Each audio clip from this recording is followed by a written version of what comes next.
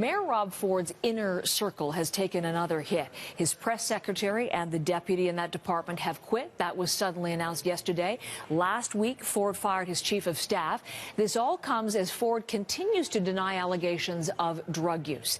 The U.S. website Gawker and reporters with the Toronto Star claim to have seen cell phone video that shows Ford allegedly smoking crack cocaine. Once again, the mayor is above the fold in the Star today, and the paper's publisher, John Cruikshank, and my former boss, our former boss here at CBC, is my guest this morning, and thank you very much for coming in. Morning, the lead in the Big Star article today concerns that one of Mayor Rob Ford's staffers was trying to obtain the crack video led to a meeting between police detectives and Ford's former chief of staff, according to Star sources. What's the latest information you have? Well, that's precisely it. Despite the protestations of the mayor that there is no video, we've learned that, in fact, his senior people were scrambling, or at least one of his senior people was scrambling to find the video right after the story broke in Gawker and the Toronto Star. So what does that add to the story as you see it? Well, you know, it took the mayor a week to say that he couldn't comment on a video that he hadn't seen. Then he denied that there was a video to see. Now it's clear that somebody was looking for something. It's been puzzling for us because I have two tremendous reporters of great seniority and experience who have seen a video. They both believe independently that it's Rob Ford on the video. We haven't been able to obtain it, to authenticate it. So you haven't, you made the decision, you've told us on this network, you made the decision initially not to purchase it yourself for the asking price of $200,000. In hindsight, should you have done that? No, I still believe that buying news is wrong. Now, you might have to reconsider in a situation where you have a public official, a high public official, denying the existence of such a video. But that's the situation we're in. That's the situation we're in. I think all bets are off. I think there is a bit of a scramble right now looking for this. What we're hearing from the website, the crowdfunding from Gawker, is that they have the $200,000 necessary to obtain the video, but now they've lost the contact, the people who said they had the video for sale. Yes. Do you have any information on where those people would be? Well, what I can tell you is that the Somali Canadian community, and remember, so many of these the people involved, they're Canadians. They grew up here, they were born here, or they came here early on. They have all of the rights and make all of the contributions that other Canadians do. They're just terribly frightened at this point about all that's gone on. They fear for the reputation of their community, and there are some individuals directly involved who fear for their lives. So they've gone underground, you're suggesting. But Robin Doolittle, that's your understanding. Robin Doolittle, who's one of the reporters you've assigned to this, she was quoted yesterday as saying that she believes there are several copies of this video out there. I'm not sure that's clear. Okay. I don't think we know that definitively. We still don't know definitively that there is a legitimate video out there, because nobody's been able to... You have not yourself seen, just to be clear. You have not seen it. I personally have not seen, but I know of now several people who have seen this. So the video seems to be clearly the linchpin in all of this. And even if you have these excellent, and they are, by reputation and by experience, excellent reporters on this story, and the Gawker website, of course, saying that they have seen it as well. But until the public sees it with our own eyes, nobody's going to fully believe it, are they? Well, I think it's very vexing, of course. There is, in addition, and related, the photograph of Rob Ford with a man who's murdered. Another man has been shot in the same incident.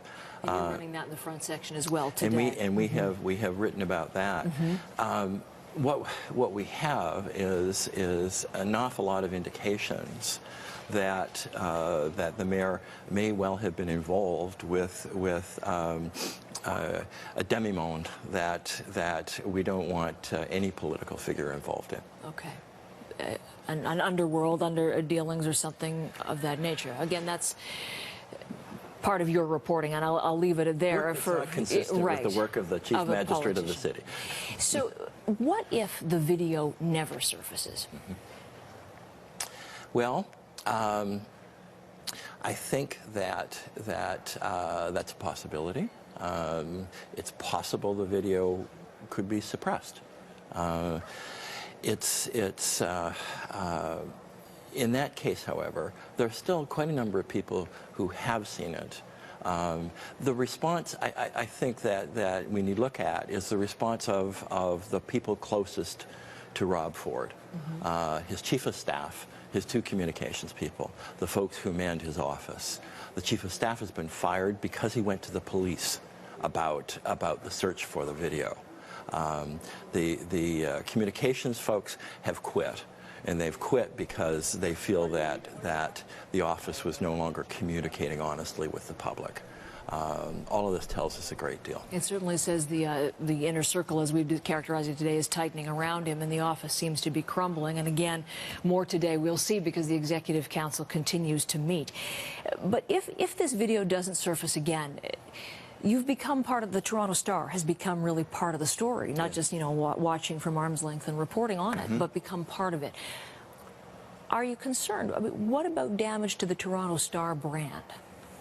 No, I'm not concerned about that. I feel that everything that we've done has been consistent with our responsibilities. We do have reporters who have seen a video. We do have now a tremendous amount of reporting around the Ford office that tells us that the police have been brought in. There's been a police investigation that's related to this. All of this is in the public interest. All of this is part of the essential commentary on public life that the media must be involved in. Because it's interesting, it's really sparked a discussion about how the media does its job and how journalists cover a story like that. And when I say you've become part of the story, your reporters are the only two who have seen it. So we're all reporting on it with the disclaimers that, CBC News has not independently seen the video, cannot independently verify its content. So it's interesting, you've become part of the story. We're all following each other's threads and reporting on what we have not seen. And over the weekend, there's a lot of commentary on this and what it signals as far as where journalism is. I'm just going to pull up a quote for you to follow along at home if you didn't read Christy Blatchford in the Post over the weekend. Really interesting. But she was quoting someone who wrote to her. So this is one of her readers. And part of it is the Star has very conspicuously run without any form of corroboration, a story obtained from a couple of professional criminals, and unless I'm missing something, I find it appalling that such a practice can be passed off as good journalism. Again, this is not Christy Blatchford's wording, this is a letter to her as she quotes it. And then the Star is acting a bit like the person who buys an authentic Rolex from some guy who sells it out of the truck of his car for $500. That's another line a little bit later on. I mean, she's concerned about how the goalposts are shifting here because of this story. I mean, can you comment on that? Well, Christy also said in an earlier column that on the whole, it's been great reporting. I think she's correct in that. She corroborates. She said you have excellent reporters on the story. Yes, yes. I don't think that the goalposts have shifted one bit. I think this has been vital work. Christy's suggestion that we've just been dealing with criminals is not based on anything.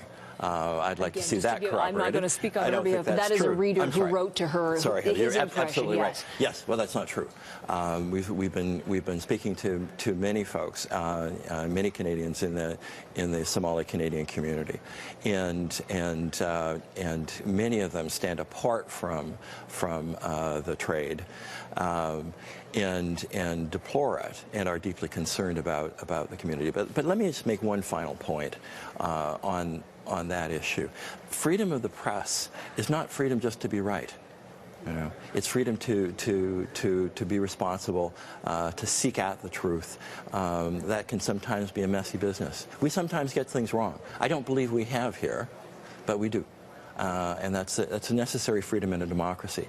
Without it, free inquiry can't happen.